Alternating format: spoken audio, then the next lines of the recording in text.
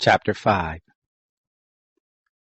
The Lord spoke to Moses, saying, Command the children of Israel that they put out of the camp every leper, and every one who has an issue, and whoever is unclean by the dead.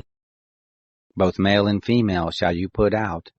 Outside of the camp you shall put them, that they not defile their camp, in the midst of which I dwell.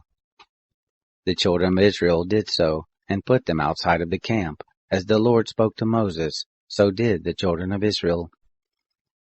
The Lord spoke to Moses, saying, Speak to the children of Israel.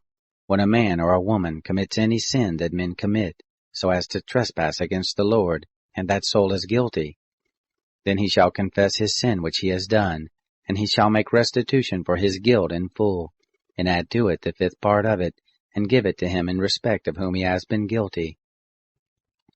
But if the man has no kinsman to whom restitution may be made for the guilt, the restitution for guilt which is made to the Lord shall be the priest, besides the ram of the atonement, by which atonement shall be made for him. Every heave offering of all the holy things of the children of Israel, which they present to the priest, shall be his. Every man's holy thing shall be his. Whatever any man gives the priest, it shall be his.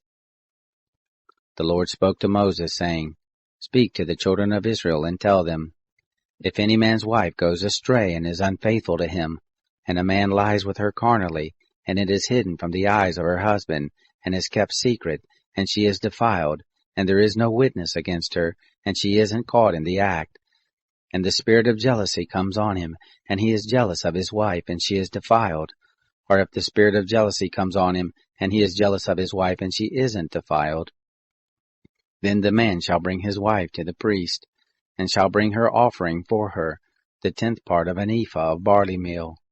He shall pour no oil on it, nor put frankincense on it, for it is a meal offering of jealousy, a meal offering of memorial, bringing iniquity to memory. The priest shall bring her near, and set her before the Lord. And the priest shall take holy water in an earthen vessel, and of the dust that is on the floor of the tabernacle the priest shall take, and put it into the water. The priest shall set the woman before the Lord, and let the hair of the woman's head go loose, and put the meal offering of memorial in her hands, which is the meal offering of jealousy. The priest shall have in his hand the water of bitterness that brings a curse. The priest shall cause her to swear, and shall tell the woman, If no man has lain with you, and if you haven't gone aside to uncleanness, being under your husband, be free from this water of bitterness that brings a curse. But if you have gone astray, being under your husband, and if you are defiled, and some man has lain with you besides your husband, then the priest shall cause the woman to swear with the oath of cursing, and the priest shall tell the woman, The Lord make you a curse and an oath among your people, when the Lord allows your thigh to fall away, and your body to swell. And this water that brings a curse will go into your bowels, and make your body swell and your thigh fall away. The woman shall say, Amen, Amen. The priest shall write these curses in a book, and he shall blot them out into the water of bitterness. He shall make the woman drink the water of bitterness that causes the curse, and the water that causes the curse shall enter into her and become bitter. The priest shall take the meal offering of jealousy out of the woman's hand, and shall wave the meal offering before the Lord and bring it to the altar. The priest shall take a handful of the meal offering, as the memorial of it, and burn it on the altar, and afterward shall make the woman drink the water.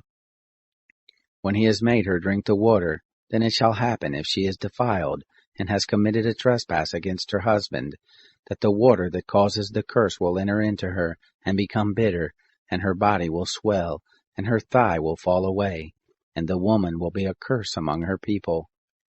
If the woman isn't defiled but is clean, then she shall be free, and shall conceive a child. This is the law of jealousy, when a wife, being under her husband, goes astray and is defiled, or when the spirit of jealousy comes on a man, and he is jealous of his wife.